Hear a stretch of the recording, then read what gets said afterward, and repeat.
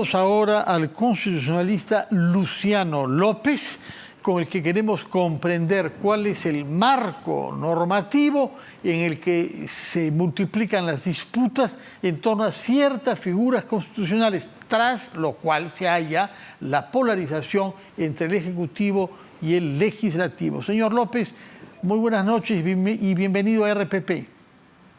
Buenas noches, Fernando. Muchísimas gracias por la invitación. Explíquenos, por favor, por qué nuestro país es un país que se halla inmerso en un debate político con apariencia jurídico-constitucional desde hace tanto tiempo. ¿Por qué hemos llegado a esta situación? Bueno, definitivamente desde la caída del Morato, en realidad en el año 2000, se estuvo hablando de la posibilidad de hacer reformas constitucionales integrales. No olvidemos que en el gobierno del señor Paniagua, gobierno de transición, él formó una comisión llamada de estudio de base para la reforma constitucional, compuesta por 28 juristas que elaboraron un informe en donde planteaban qué puntos de la Constitución debían ser cambiados, que prácticamente era la integridad, y además estudiaron las formas de hacerlo. Apenas retornada la democracia en el gobierno de Toledo, se dictó la ley 27600. Recordarán que suprimió la firma de Alberto Fujimori en la Constitución del 93 y le dio poderes a la Comisión de Constitución y Reglamento para hacer un proyecto de reforma total de la Constitución. Y en las últimas campañas electorales siempre hemos estado hablando de eso.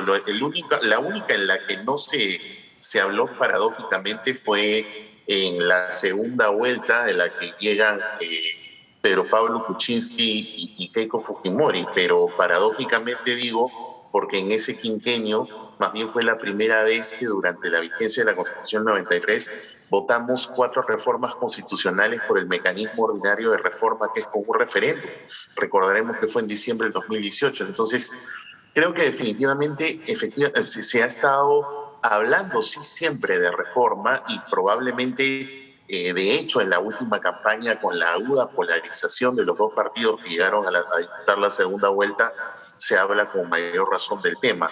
Pero, claro, en estos momentos siempre la cuestión es discernir si es el momento adecuado como para debatir estas cuestiones, si es el Congreso de la República el espacio en donde hacerlo, o si es que debe ser a través de una asamblea constituyente. A mí me da la impresión que las polarizaciones de extremismos de izquierda y de derecha no permiten la serenidad como para tratar de pensar en un escenario de esa naturaleza, y quizá lo más recomendable es pensarlo a través del Congreso de la República. Esa es una posibilidad, que además es como lo manda también, si es que se trata de reformas parciales, claro está.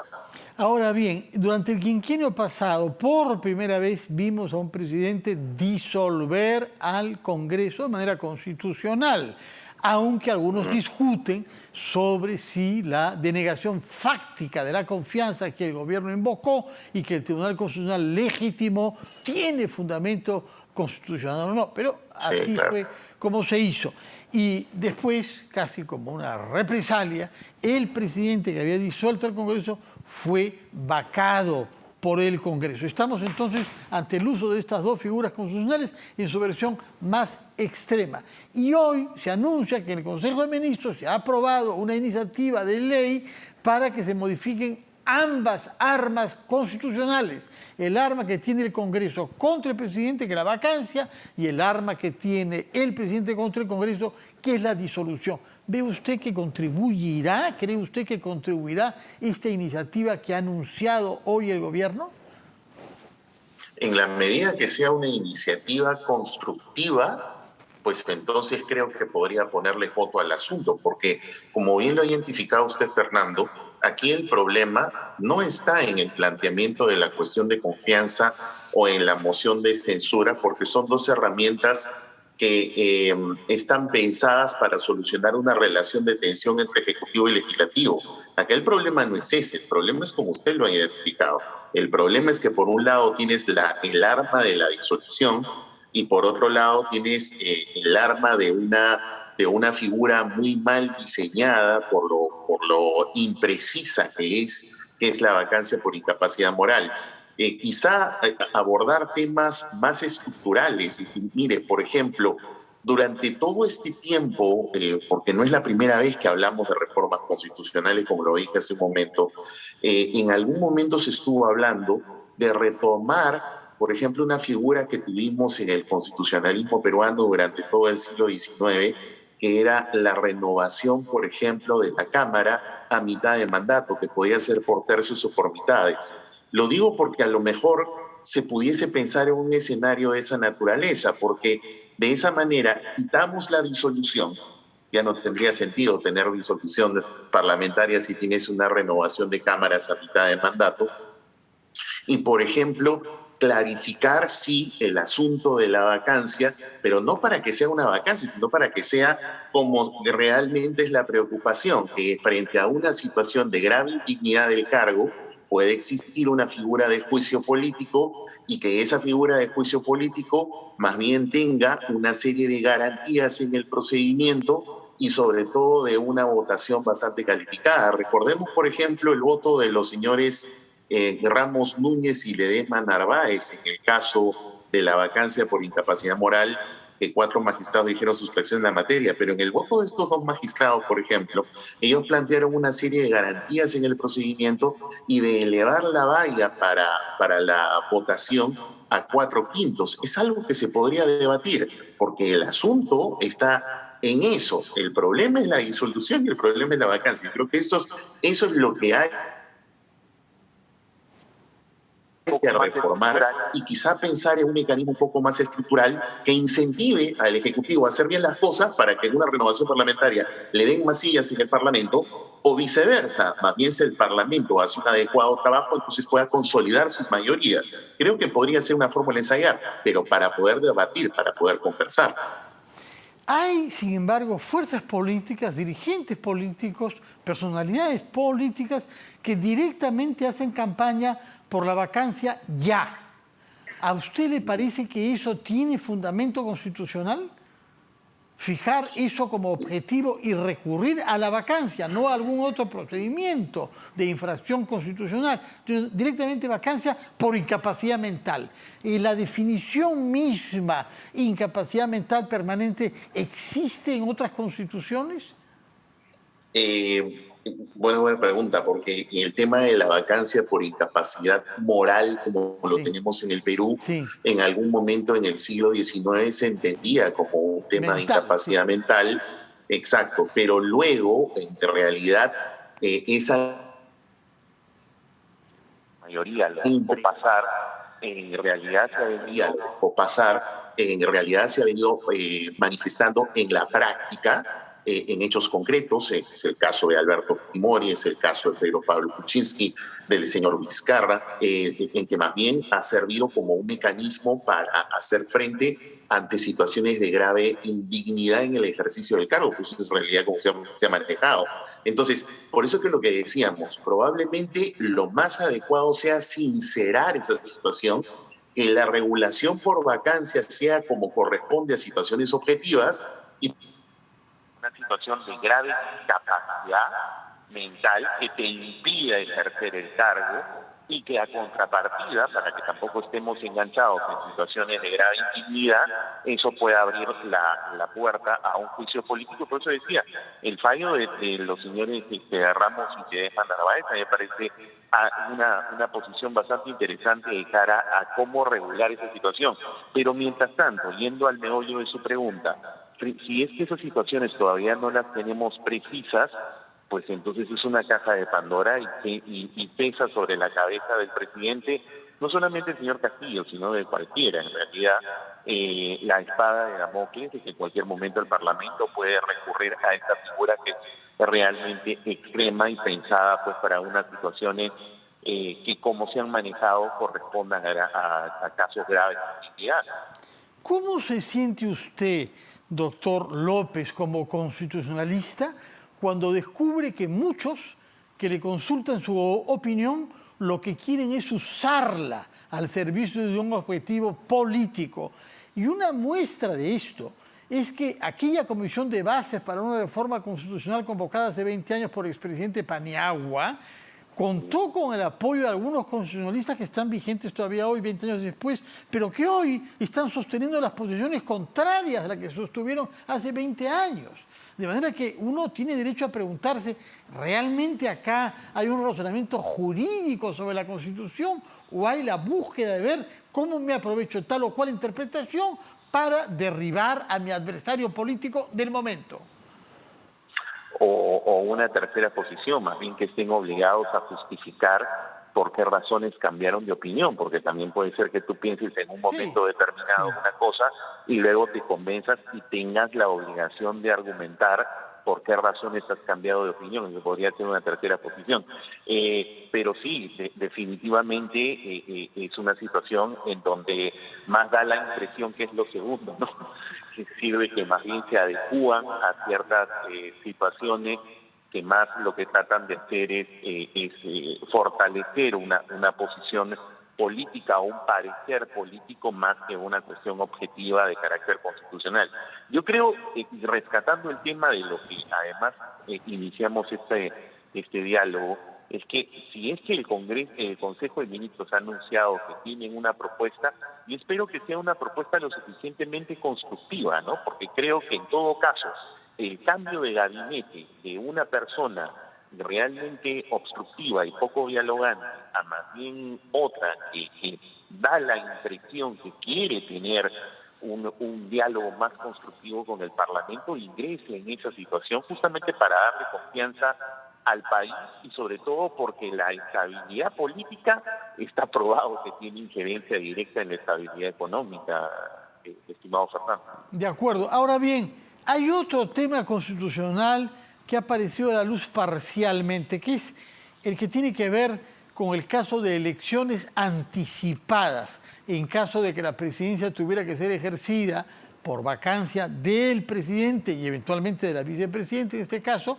la vacancia tuviera que ser ejercida por el presidente del Congreso, como ya sucedió el año pasado en 2 oportunidades, con Merino y con Sagasti, y verse obligado a convocar a elecciones.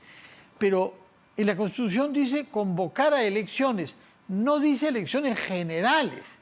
Y hay algunos que interpretan eso en el sentido de convocar elecciones solamente para presidente y que en consecuencia el Congreso se quede a completar sus 5 años. ¿Cómo juzga usted esa formulación de la Constitución, convocar elecciones? Partimos de una nueva imprecisión, ¿no? Es decir, la Constitución, como usted muy bien lo acaba de leer, no es precisa sobre el particular. Lo que existe, y le puedo comentar, es que hay un antecedente, que es la Ley 27375. Es una ley que dictó el Parlamento justamente cuando el señor Paniagua estuvo ejerciendo este gobierno de transición. Entonces, en ese momento se hicieron esa pregunta, la pregunta que usted está formulando hoy. Oye, pero ¿qué es lo que sucede? ¿El presidente del Congreso vaca en su condición de congresista, vaca en su condición de presidente del Congreso? Y si no hubiésemos recortado el mandato, paréntesis, porque recuerden que en ese tiempo se recortó por una modificación constitucional el mandato de 5 años a 1, pero lo que los parlamentarios se plantearon como problema es, oye, pero si no nos hubiéramos recortado el mandato, ¿la convocatoria es para elecciones generales o para elecciones solamente de presidente? Le comento que en el debate, ojo, en el debate parlamentario de la ley 27375, el sentir de ese debate parlamentario, y al menos está como antecedente, es que en realidad, como no ocurre un recorte de mandato congresal, porque los congresistas son elegidos por 5 años, entonces ellos al menos entendieron que es la convocatoria solo para elecciones presidenciales para completar ese mandato de 5 años. Es un antecedente, como le vuelvo a repetir, de un debate parlamentario a propósito de esa ley, de la ley 27375. Para quienes son curiosos, lo pueden fácilmente acceder a la hora de buscar los antecedentes de esta ley. Pero definitivamente es una posición interpretativa, con un antecedente parlamentario, claro está, pero no simplemente viene a ser eso, una posición que habrá que tomar que el Congreso, creo, va a tener que zanjar si es que espero no ocurra una situación de tanta inestabilidad como para que el presidente del Congreso o la presidenta pueda asumir por sustitución el encargo de la presidencia de la República. Si esa situación se diera, creo que en todo caso tendrían que nuevamente aclararlo mediante alguna ley, porque eso simplemente está en la nebulosa de las interpretaciones, pese a que existe, vuelvo a repetir, este antecedente parlamentario de la ley 27375. Ahora, la mayor prueba de que tras estas propuestas constitucionales hay una manera de hacer política, es decir, no hacemos política sobre programas de reforma hacia el desarrollo, sobre temas sectoriales, hacemos política sobre la Constitución. La mejor prueba es el tema de la Asamblea Constituyente.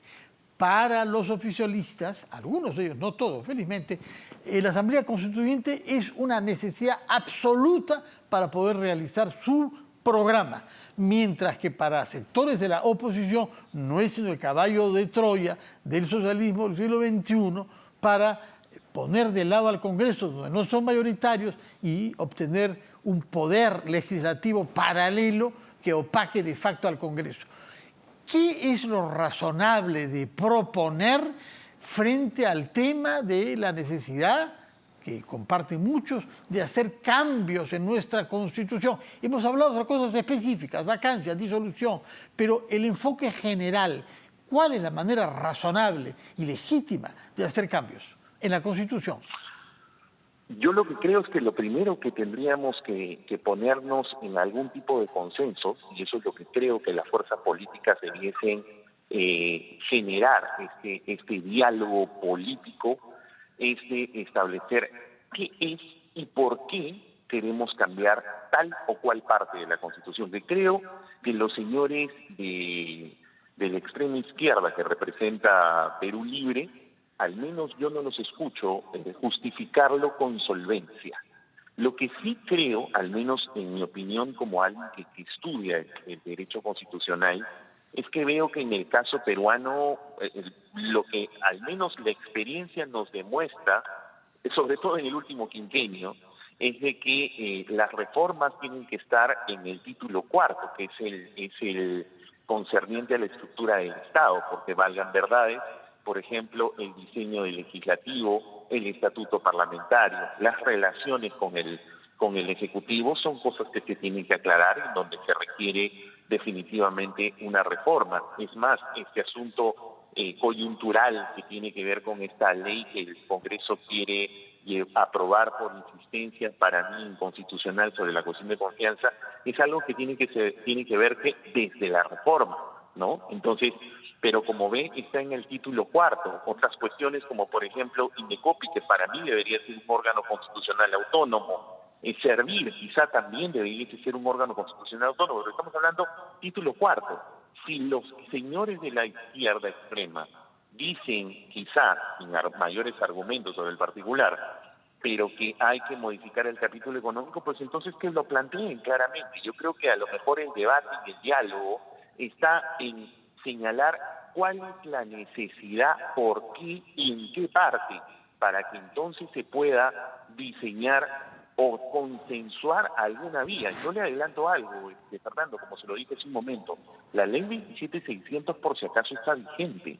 Esa ley que le otorgó facultades a la Comisión de Constitución y Reglamento del Congreso para proyectar una reforma total de la Constitución, que en su momento la presidió el señor Henry Pitts, pero que no hubo consenso para aprobarlo en el Pleno, es una ley que aún está vigente.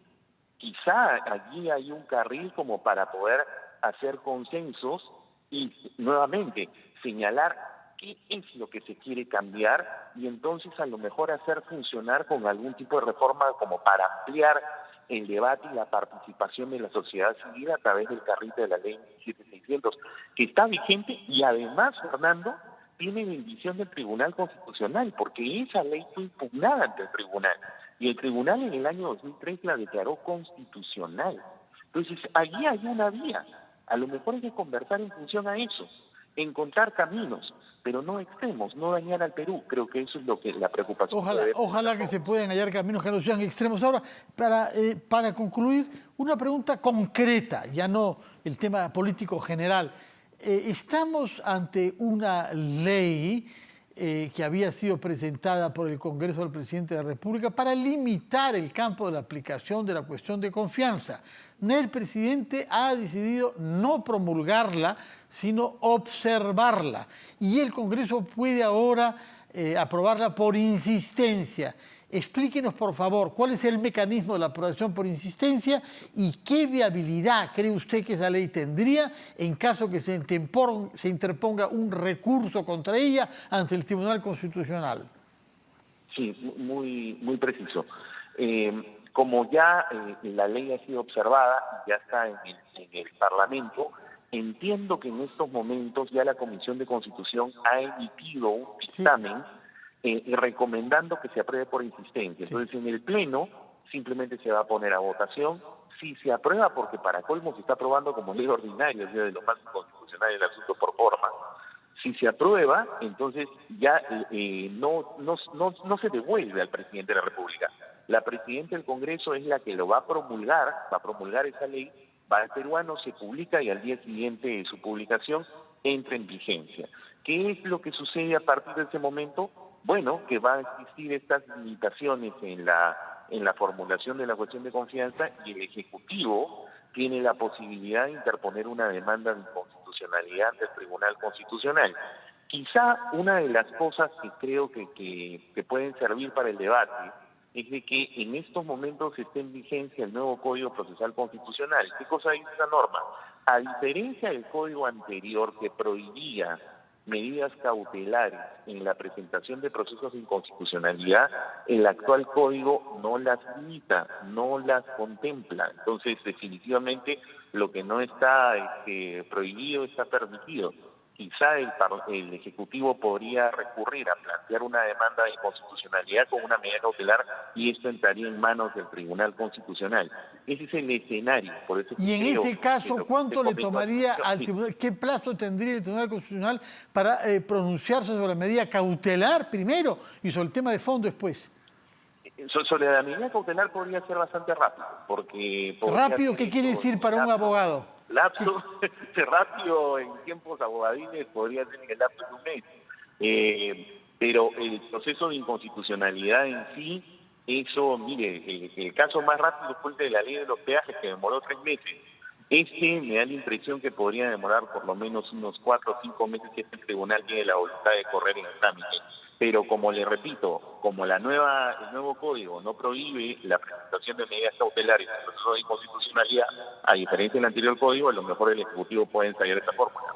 De acuerdo. Concluyo entonces de todo lo que ha dicho usted, algo simple y algo político, que el nuevo aire que sopla en la presidencia del Consejo de Ministros podría provocar una actitud más moderada entre las partes y tomarse un tiempo de reflexión antes de precipitar decisiones que nos obliguen a recursos constitucionales y que nos hagan vivir bajo suspenso constitucional durante un cierto tiempo. Muchas gracias, señor Luciano López, por su presencia en RPPI y por sus explicaciones sobre un tema complejo, pero que es importante tener claro para saber cuál es el marco en el que se está llevando a cabo la actual fase de nuestra vida política.